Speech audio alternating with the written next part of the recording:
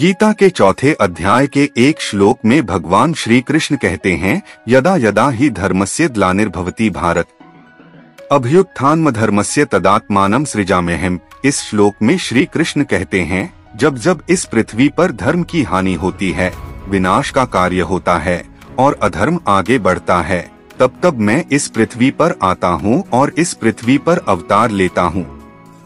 और आज हम बात करेंगे बुद्ध के बारे में, क्योंकि पुराण में विष्णु जी के 24 अवतारों में से वो भी एक अवतार माने गए हैं और पुराणों में गौतम बुद्ध और भगवान बुद्ध का अलग अलग लेखन मिलता है, जिससे लोगों को ये उलझन है कि आखिर भगवान विष्णु का अवतार इनमें से है कौन।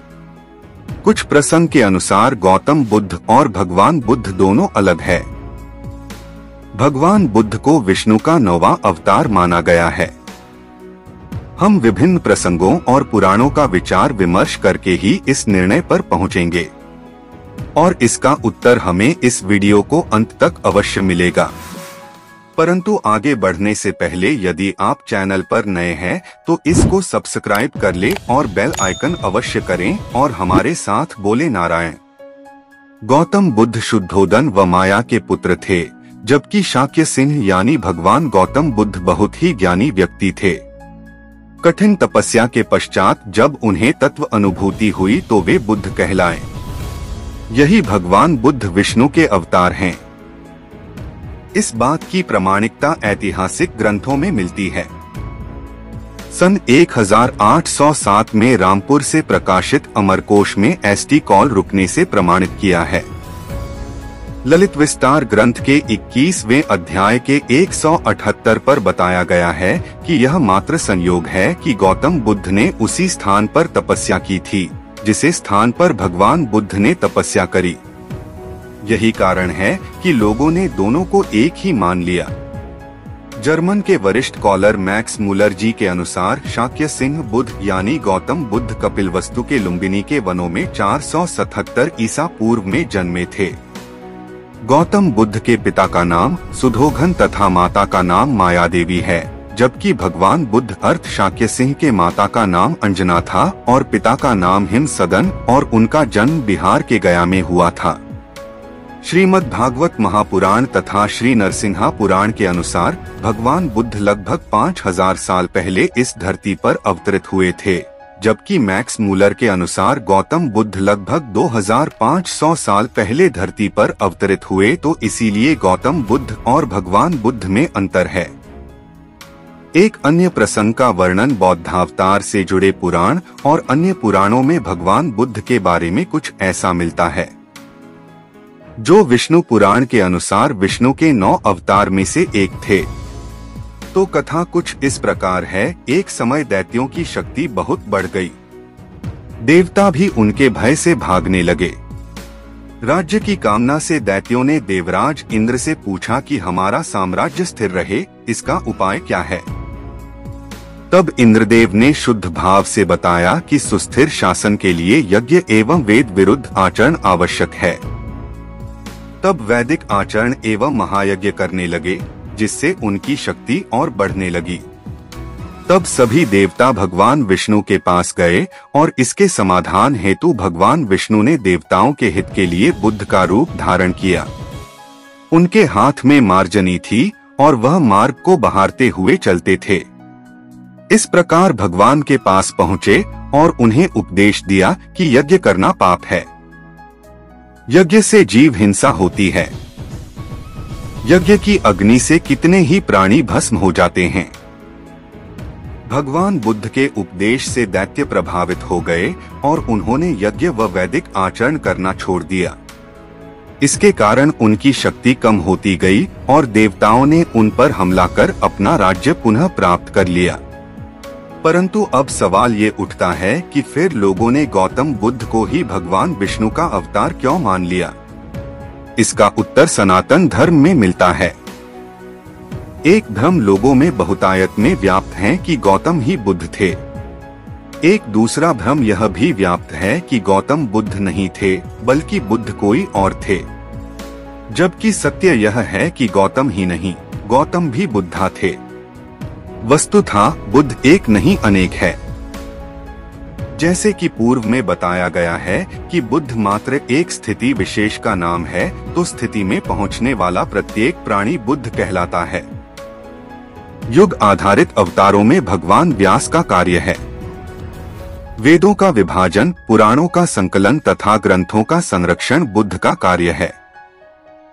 समाज में जो लोग धर्म के नाम पर पाखंड तथा पशु हिंसा आदि करे, ऐसी या सुरेश संपदा से युक्त पुरुषों को मायावी उपदेशों के द्वारा सनातन से विमुख करना, जैसे किसी फोड़े को शरीर से काटकर इसीलिए अलग कर दिया जाता है कि वह अन्य अंगों को क्षति न पहुंचा सके।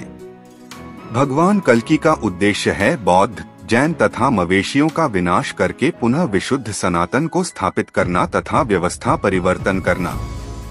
इस संसार में वेद से इतर कुछ भी नहीं।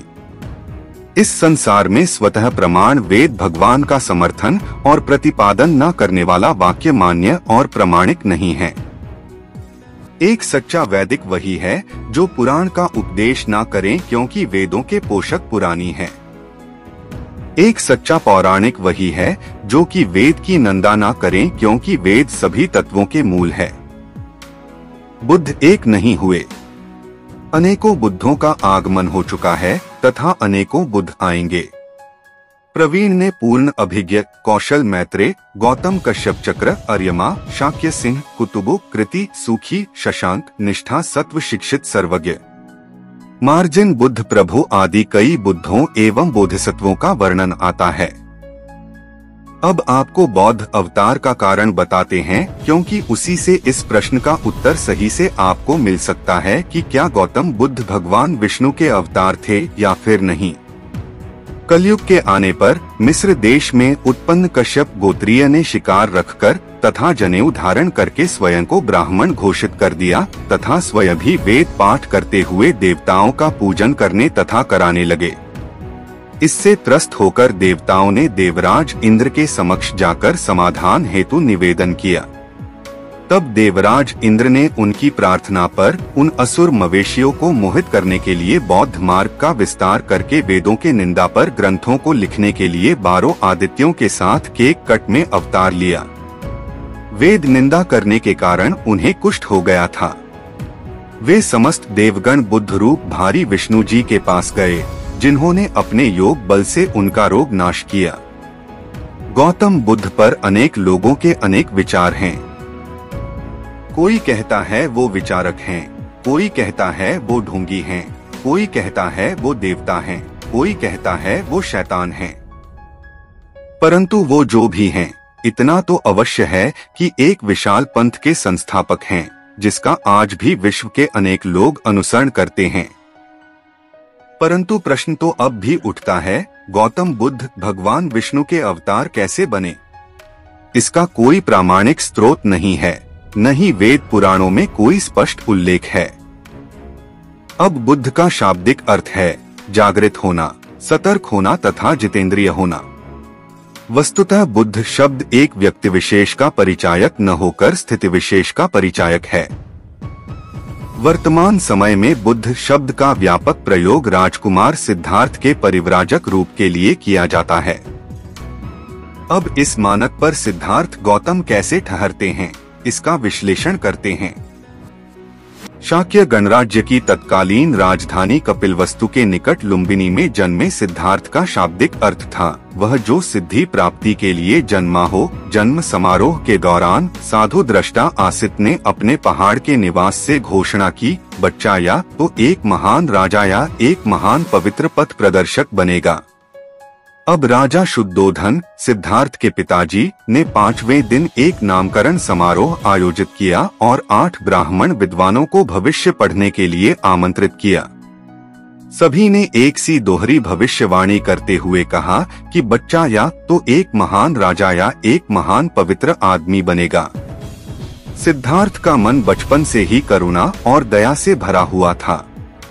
इसका परिचय उनके आरंभिक जीवन की अनेक घटनाओं से पता चलता है। घुड़दौड़ में जब घोड़े दौड़ते और उनके मुंह से झाग निकलने लगता तो सिद्धार्थ उन्हें थका जानकर वहीं रोक देते और जीती हुई बाजी हार जाते। खेल में भी सिद्धार्थ को खुद हार जाना पसंद था, क्योंकि किसी को हराना और किसी का दुखी होना उनसे नहीं देखा जाता था। सिद्धार्थ ने चचेरे भाई देवदत्त द्वारा तीर से घायल किए गए हंस की सहायता की और उसके प्राणों की रक्षा की थी। नारायण के अवतारों के समक्ष नहीं टिकते सिद्धार्थ, परंतु कोई भी नारायण अवतार इतना भीरु, इतना असहाय तो कतई नहीं था जितने ये थे। निस्संदेह विनयी, दयालु और सौम्य होना हर सिद्ध पुरुष का गुण है, परंतु जब बात आती है सिद्धार्थ गौतम की तो वो भगवान विष्णु के पूर्व अवतारों के समक्ष कहीं नहीं आते। न वो मत्स्य और कूर्मावतार जितने उपयोगी थे, न वराह अवतार जितने पराक्रमी, न नरसिंह जितने शक्तिशाली, न वामन जितने बुद्धिमान, न परशुराम जैसे लक्ष्य के लिए सर्वस्व अर्पण करने वाले, और न अयोध्यापति श्रीराम की भांति स्त्री के सम्मान हेतु समुद्र पर पत्थरों का पुल बांध एक अत्याचारी आक्रांता का विनाश करने वाले। और अभी तो हमने योगी अवतार श्री कृष्ण पर चर्चा भी नहीं की है। इन सबके समक्ष गौतम बुद्ध ने क्या किया? अपने कर्तव्य का निर्वहन करने की जगह उन्होंने सब कुछ त्याग दिया। हालांकि भगवान नारायण के ये भी अवतार है, कौमार सर्ग, हयशीर्ष, हयग्रीव, नारद, हंस, नरनारायण, कपिल, दत्तात्रेय, सुयज्ञ, ऋषभदेव, पृथु, धन्वंतरी, मोहिनी, व्यास एवं श्रीहरि गजेंद्र मोक्षदाता। ऐसे में भगवान बुद्ध और कुछ भी हो भगवान नारायण के अवतार हैं, ये मानना कठिन है। आगे आपकी इच्छा। तो मित्रों, आपको यह वीडियो कैसा लगा कमेंट करके जरूर बताएं और हमारे चैनल कलयुग वाणी को जरूर सब्सक्राइब करें। धन्यवाद।